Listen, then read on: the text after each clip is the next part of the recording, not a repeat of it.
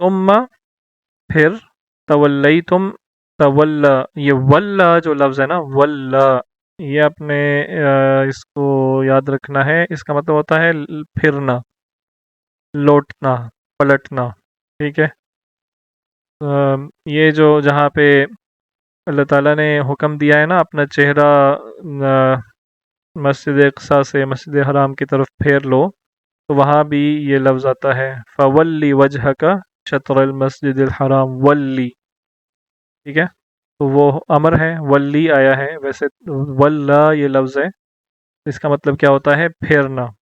تولی تم پھر گئے، ٹھیک ہے۔ پھر یعنی یہ جو عہد تم نے کیا تھا، یہ عہد کرنے کے بعد پھر تم پھر گئے، من بعد ذالک، اس کے بعد، ٹھیک ہے۔ یہ من بعد ذالک کو آپ الگ الگ کرنے کے بجائے ایک ایز اے کمبینیشن اس کو آپ پڑھیں تو یہ آپ کو ترجمہ کرنے میں آسانی ہوگی۔ من بعد ذالک، اس کے بعد، پھر اس کے بعد تم پھر گئے۔ فلولا فضل اللہ علیکم، فلو پھر اگر یا پس اگر، لا نہیں ہوتا، فضل اللہ اللہ کا فضل، علیکم تم پر، تو اگر تم پر اللہ کا فضل نہ ہوتا، ورحمتہ اور اس کی رحمت، لکنتم لکنتم، اس کے تین حصے ہیں۔ لا کا مطلب یہ ایک میننگ تو ہم نے لا کا پڑھا ہے نا، لام جب کسی لفظ کے شروع میں آتا ہے تو اس کا مطلب ہوتا ہے کے لیے، جیسے للہ کے شروع میں آیا۔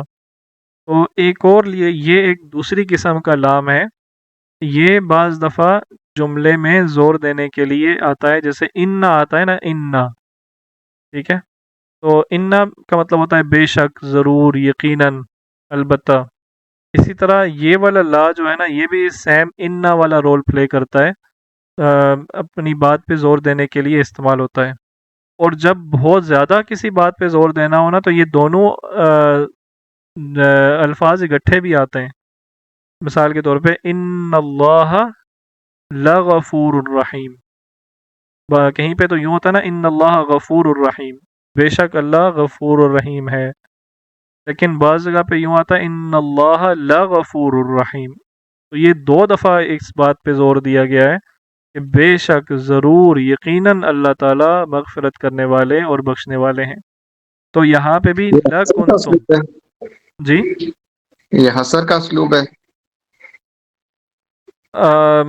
حسر کا اسلوب یہ بہت ہی مشکل ٹرم ہو جائے گی، اس کو آپ رہنے دیں، بس اتنا ہی ذہن میں رکھیں کہ یہ اپنی بات، یہ کسی بات میں تاکید پیدا کرنے کے لیے آتا ہے، اچھا، ٹھیک ہے۔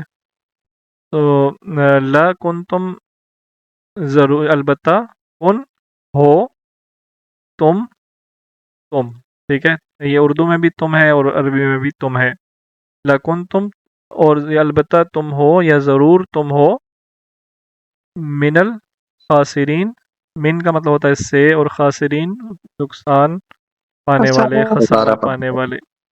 تو تم نے یہ جو کام کیا، یعنی اللہ یہ عہد پختہ عہد کرنے کے بعد تم پھر گئے، تو اگر تم پر اللہ کا فضل اور اللہ کی رحمت نہ ہوتی تو تم ضرور خسارہ پانے والوں میں سے ہو جاتے۔ دیکھیں اس کے بعد بھی اللہ تعالیٰ نے، یہ کس کی بات ہو رہی ہے؟ بنی اسرائیل کی بات ہو رہی ہے، تو اس کے بعد بھی اللہ تعالیٰ نے ان پر اپنا فضل کیا اور اپنی رحمت کی، اور ان کے لیے معافی کا رستہ پیدا کر دیا، ٹھیک ہے۔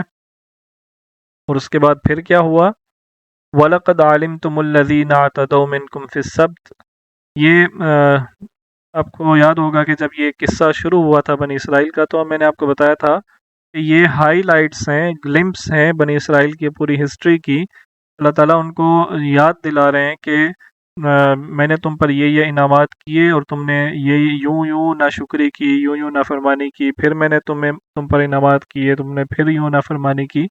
تو دیکھیں یہ بار بار وہی چیزیں آ رہی ہیں۔ تو اب ایک نافرمانی گزری تھی، اب دوسری آ گئی،